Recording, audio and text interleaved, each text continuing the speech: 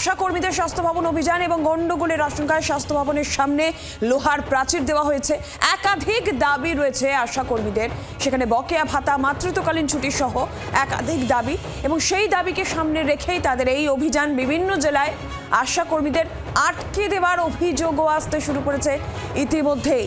আশা কর্মীদের স্বাস্থ্য ভবন অভিযান, কিন্তু তার আগেই গন্ডগোলের আশঙ্কায় স্বাস্থ্য ভবনের সামনে লোহার প্রাচীর।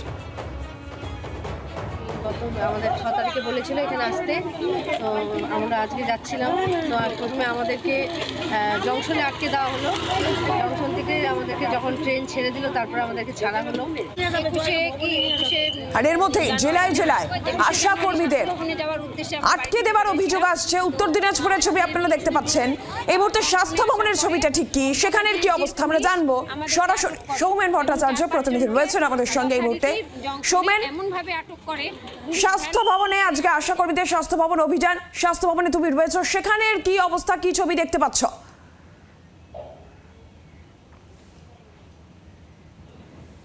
দেখো, একদমই তাই।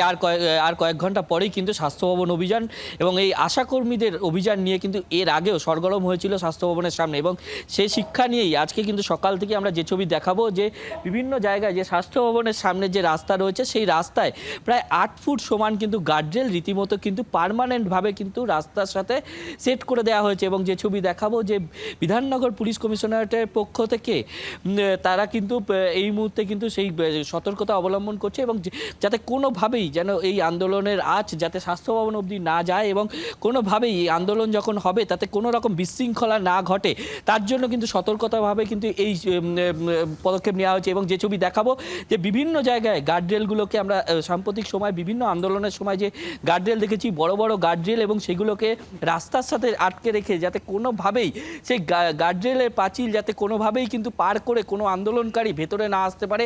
এবং প্রচুর সংখ্যক পুলিশ, বিধাননগর পুলিশ কমিশনারেটে প্রচুর সংখ্যক পুলিশ রাত থেকেই কিন্তু তারা সেখানে মোতায়েন করা রয়েছে। এবং তার পাশাপাশি যেমনটা দেখা যাচ্ছে, যে যারা আশাকর্মীরা বিক্ষোভ দেখাতে আসবে, তারাও কিন্তু সল্টলেকের বিভিন্ন জায়গায় কিন্তু এসে উপস্থিত হচ্ছে। এবং আর কিছুক্ষণের মধ্যেই তাদের যে আন্দোলন রয়েছে, সেই আন্দোলনের আঁচ যাতে স্বাস্থ্য ভবন পর্যন্ত না যেতে পারে, এবং তার আগেই তাদেরকে আটকে দেওয়া যায়, তার জন্য কিন্তু বিধাননগর পুলিশ কমিশনারেটের পক্ষ থেকে কিন্তু এই পদক্ষেপ নেওয়া হয়েছে। এবং যেই ছবি আরেকবার দেখাবো, যে স্বাস্থ্য ভবন থেকে প্রায় 100 মিটার দূরত্বে কিন্তু এই গার্ডরেল দুটির দিকেই কিন্তু গার্ডরেল দিয়ে দেওয়া হয়েছে, এবং সেই গার্ডরেলের উচ্চতা প্রায় 8 ফুট, এবং সেটাকে কিন্তু রাস্তার সাথে পার্মানেন্টভাবে কিন্তু বসিয়ে দেওয়া হয়েছে, যাতে কোনোভাবেই যারা আন্দোলনকারী আসবে তাদের যে দাবি দাবা রয়েছে, যে বেশ কিছু দাবি দাওয়া নিয়ে, যে বকেয়া ভাতা থেকে ধরে মাতৃকালীন ছুটি সহ বিভিন্ন দাবি দাওয়া নিয়ে তারা যে সেখানে আসবেন এবং তারপরে যে বিক্ষোভ দেখাবেন, সেই বিক্ষোভের আঁচ যাতে কোনোভাবেই স্বাস্থ্য ভবন পর্যন্ত না পৌঁছায়, তার জন্য কিন্তু এই সতর্কতা অবলম্বন করা হয়েছে। সঙ্গে থাকো সৌমেন। স্বাস্থ্য ভবনের সামনে যে ছবি আপনারা দেখছেন, একেবারে নিরাপত্তা মুড়ে ফেলা হয়েছে, সেখানে গার্ডরেল দিয়ে দেওয়া হয়েছে, লোহার প্রাচীর স্বাস্থ্য ভবনের সামনে কার্যত বলা যায়, কোনোভাবেই যাতে কোনো রকম অশান্তির পরিবেশ তৈরি না হয় সেদিকেও সতর্ক নজর রয়েছে।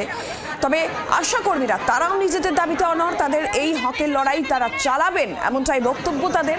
বকেয়া ভাতা, মাতৃত্বকালীন ছুটি সহ একাধিক দাবি রয়েছে। এই সমস্ত দাবিকে সামনে নিয়ে আজকে আশা কর্মীদের এই স্বাস্থ্য ভবন অভিযান রয়েছে বিভিন্ন জেলায়। ইতিমধ্যেই বিভিন্ন জেলা থেকে কিন্তু যে অভিযোগ আসছে, যে আশা কর্মীদের তাদের এই অভিযানে যেতে আটকে দেওয়া হচ্ছে। মালদার ছবি, উত্তর দিনাজপুরের ছবি দেখছেন। আশা কর্মীদের স্বাস্থ্য ভবন অভিযান, কিন্তু তাদের এই অভিযানে আসতে বাধা দেওয়া হচ্ছে, তাদেরকে আটকে দেওয়া হচ্ছে, এই অভিযোগও সামনে আসছে।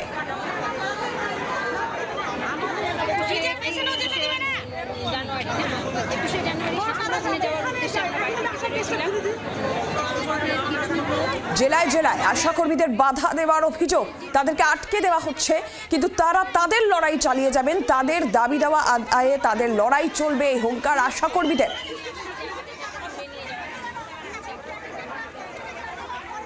এই সেই ছবি যখন দেখতে পাওয়া যাচ্ছে, আমাদের অপর প্রতিনিধি অয়ন শর্মাও আমাদের সঙ্গে এই মুহূর্তে টেলিফোন লাইনে রয়েছেন। অয়ন, গতকালও আশা কর্মীরা বিক্ষোভ দেখিয়েছিলেন, আজকে স্বাস্থ্য ভবন অভিযান, তাদের কি বক্তব্য, তাদের দাবিটা ঠিক কি জানা যাচ্ছে? দেখো, তোমাকে বলে রাখি নীলাঞ্জনা, দীর্ঘদিন ধরে যারা আশা কর্মীরা তারা আন্দোলন করে যাচ্ছিলেন। তাদের দাবি যে তাদের যে বিগত বেশ কয়েকদিন ধরে বকেয়া, বেশ কয়েক মাস ধরে বকেয়া পড়ে রয়েছে, সেই বকেয়া দিতে হবে। এবং রাজ্য সরকারের তরফ থেকে তাদের যে ভাতা দেওয়া হয়, যেটিও এটি কেন্দ্রীয় একটি প্রকল্প, সেই প্রকল্পে যে ভাতা দেওয়া হয় সেই ভাতা আরো বৃদ্ধি করতে হবে এবং তাদের যে কাজের পরিধি সেই কাজের পরিধির তুলনায় তাদের যে বেতন সেই বেতন ভাতা যথেষ্ট নয় এমনটাই দাবি ছিল। পাশাপাশি যে মাতৃত্বকালীন এবং ছুটি এবং মৃত্যুকালীন যে সুযোগ সুবিধাগুলো সেই সুযোগ সুবিধা একটি সরকারি কর্মীর মতো সেই সমস্ত সুযোগ সুবিধা দিতে হবে। তার দাবিতে দীর্ঘদিন ধরে কিন্তু আন্দোলন চলছিল লাগাতার বিভিন্ন জায়গায় বিভিন্ন জেলাতে।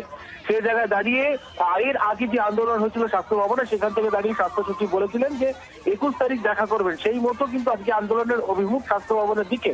কিন্তু গতকালই স্বাস্থ্য প্রতিমন্ত্রী চন্দ্রিমা ভট্টাচার্য যেটা পরিষ্কার করে দিয়েছেন যে ধাপে ধাপে এই রাজ্য সরকারের তরফ থেকে কেন্দ্রীয় প্রকল্প হলো ভাতা বৃদ্ধি করা হয়েছে, কোনোভাবে স্বাস্থ্য ভবনে ডেপুটেশন দিতে আসার কোনো প্রয়োজন নেই।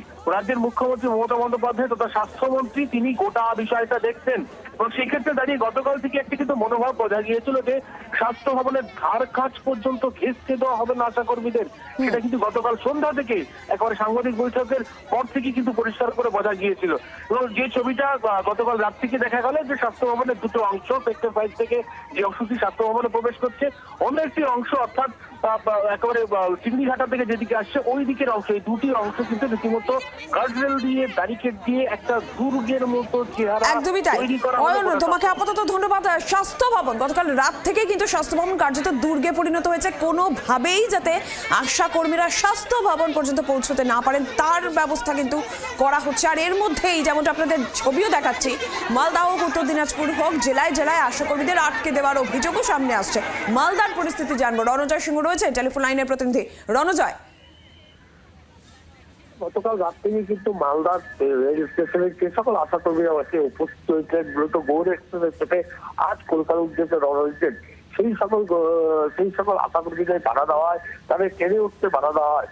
মূলত 100 জনের মতন আশা কর্মী ছিলেন, তারা জেলার বিভিন্ন প্রান্ত থেকে কাজল, হরিশ্চন্দ্রপুর, হরিপুর এমনকি ইংলিশবাজার থেকেও তারা কলকাতার উদ্দেশ্যে রওনা দিচ্ছেন এবং তাদের উদ্দেশ্য ছিল যে আজ যে স্বাস্থ্য ভবনে তাদের অভিযান রয়েছে সেই অভিযানে অংশগ্রহণ করা।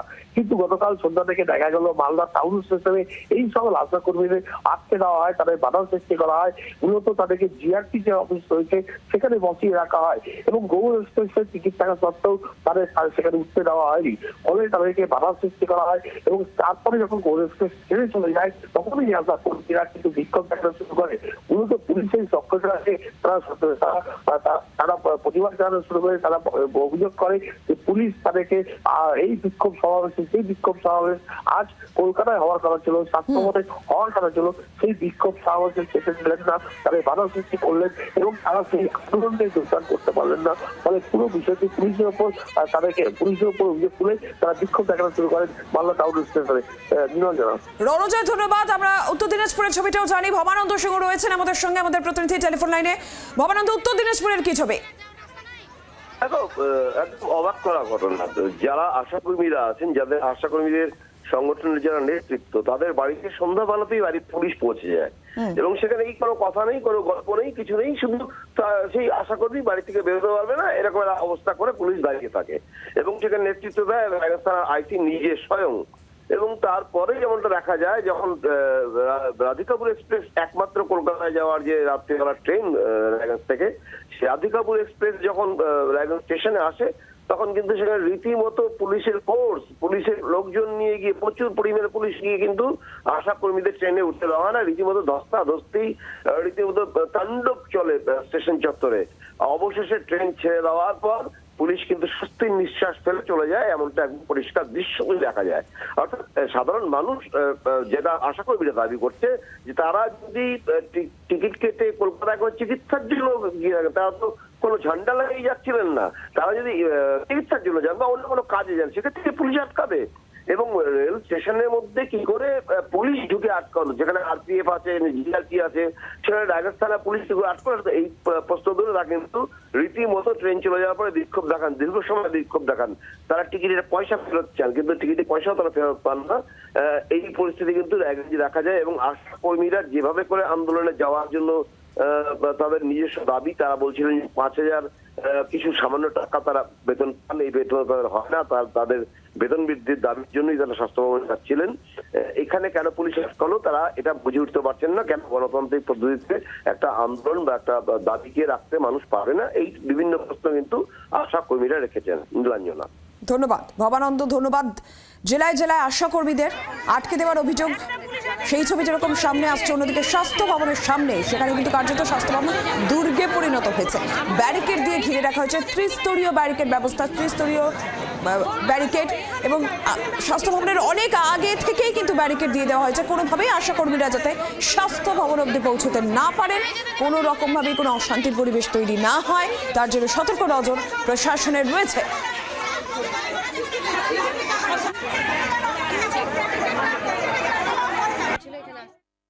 আমরা মালদা জেলায় আজকে গৌড় ধরবার কথা ছিল, আমাদের 21 তারিখে স্বাস্থ্য সচিব ডেকেছিলেন, আমরা 7 তারিখে গেছিলাম, ওনারা কিছু দাবি দাওয়া মেনে নিয়েছেন, ওইটা আমাদের ফিক্স কথা সেটা বাড়াননি এখনো।